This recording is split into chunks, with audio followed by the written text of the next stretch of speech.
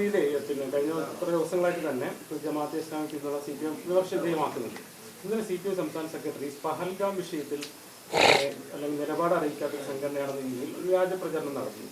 ഇതൊരു ഇല്ലാത്ത കാര്യം പറയുന്നതിനപ്പുറത്തേക്ക് ഒരു ഇന്ത്യൻ മുസ്ലിം സംഘടനകളെ ഒരു ഒരു പാകിസ്ഥാൻ അനുകൂലികളായി ചിത്രീകരിക്കുന്ന സംഘപരിവാർ ഭാഷത്തിൽ തുല്യമാണെന്ന രീതിയിൽ വിമർശനം ഉയരുന്നത് എങ്ങനെ കാണുന്നത്? മാഷയുടെ സ്റ്റേറ്റ്മെന്റ് എന്താണെന്ന് ഞാൻ ശ്രദ്ധിച്ചിട്ടില്ല. നമ്മൾ ഈ ഇലക്ഷൻ തിരക്കുകളിലാണല്ലോ. പക്ഷേ ഒരു കാര്യം ആവർത്തിച്ചുറപ്പിച്ച് പറയാം. ഇപ്പോൾ ജമാഅത്തെ ഇസ്ലാമി ഒന്നും നമ്മളങ്ങനെ കേരളത്തിൽ വലിയ സ്വാധീനം ചെലുത്തിയ ഒരു പാർട്ടിയോ സ്വാധീനം ചെലുത്തുമെന്ന് കരുതപ്പെടുന്ന ഒരു പാർട്ടിയോ അല്ല. അതവിടെ നിൽക്കട്ടെ. മുസ്ലിം ലീഗ് സംബന്ധിച്ച് മുസ്ലിം ലീഗ് കേരളത്തിലെ മുന്നണി രാഷ്ട്രീയത്തിൽ അവരുടേതായ ഒരു സ്വാധീനം ഉള്ളതാണല്ലോ. നിയമസഭയിലൊക്കെ ഒരു സാന്നിധ്യമുള്ള അവരുടേതായ സാന്നിധ്യവും സ്വാധീനവും ഉള്ളൊരു പാർട്ടിയാണ്.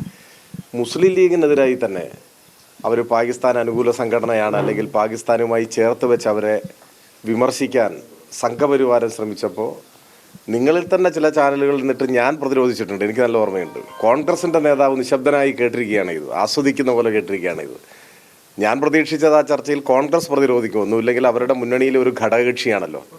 മൗനം കൊണ്ട് പിന്തുണ കൊടുത്തപ്പോൾ സംഘപരിവാർ വാദത്തിന് മൗനം കൊണ്ട് കോൺഗ്രസ് പിന്തുണ കൊടുത്തപ്പോൾ ശക്തമായി അതിനെ പ്രതിരോധിച്ച ഒരാളാണ് ഞാൻ. അത് നിങ്ങൾക്കിപ്പോഴും ആ ദൃശ്യശകലങ്ങൾ നവമാധ്യമങ്ങളിലും മറ്റും കാണാൻ സാധിക്കും. അതിനെ അനുകൂലിക്കുകയല്ല. ഞാൻ ഒന്നിലേറെ തവണ ദൃശ്യമാധ്യമങ്ങളിൽ അത്തരം അനുഭവങ്ങൾ ഉണ്ടായിട്ടുണ്ട്. ഞാനത് അർത്ഥശങ്കയ്ക്കിടയില്ലാതെ പറയുകയും ചെയ്തിട്ടുണ്ട്. അവരുടെ രാഷ്ട്രീയത്തോട് നമ്മൾ വിയോജിക്കും, പക്ഷേ മറ്റ് സംഘപരിവാർ പ്രചരണത്തെ നമ്മൾ എതിർക്കുകയും ചെയ്യും. അപ്പോൾ ഏതെങ്കിലും സംഘടനകളെ അങ്ങനെ പാകിസ്ഥാൻ എന്ന നിലയിൽ ചിത്രീകരിക്കുന്ന ഒരു നീക്കവും ഇടതുപക്ഷത്തിൻ്റെ ഭാഗത്തൊന്നും ഉണ്ടായിട്ടില്ല. ഗോവിന്ദൻ മാഷയുടെ സ്റ്റേറ്റ്മെൻറ്റ് എന്താണെന്ന് ഞാൻ മനസ്സിലാക്കിയിട്ടില്ല. മാഷും ഒരിക്കലും നിങ്ങളീ പറഞ്ഞതുപോലെ പറയില്ല. അത്തരം കാര്യങ്ങളിൽ എന്തെങ്കിലും വിശദീകരണം നിങ്ങൾക്ക് ആവശ്യമുണ്ടെങ്കിൽ മാഷോട് തന്നെ ചോദിക്കാവുന്നതാണ്.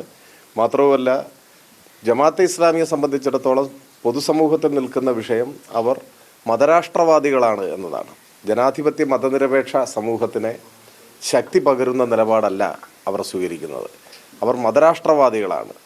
RSS മതരാഷ്ട്രവാദമാണ് ഉയർത്തുന്നത്. അപ്പോൾ അതിനെ ആശയപരമായി എതിർക്കുകയും ചൂണ്ടിക്കാണിക്കുകയും അത്തരം ശക്തികളുമായി ജനാധിപത്യ ശക്തികൾ അടുക്കുന്നത് നമ്മുടെ സമൂഹത്തെ ദുർബലപ്പെടുത്തുകയാണ് ചെയ്യുക എന്ന വിമർശനമാണ് നമ്മൾ ഉയർത്തിയിട്ടുള്ളത്.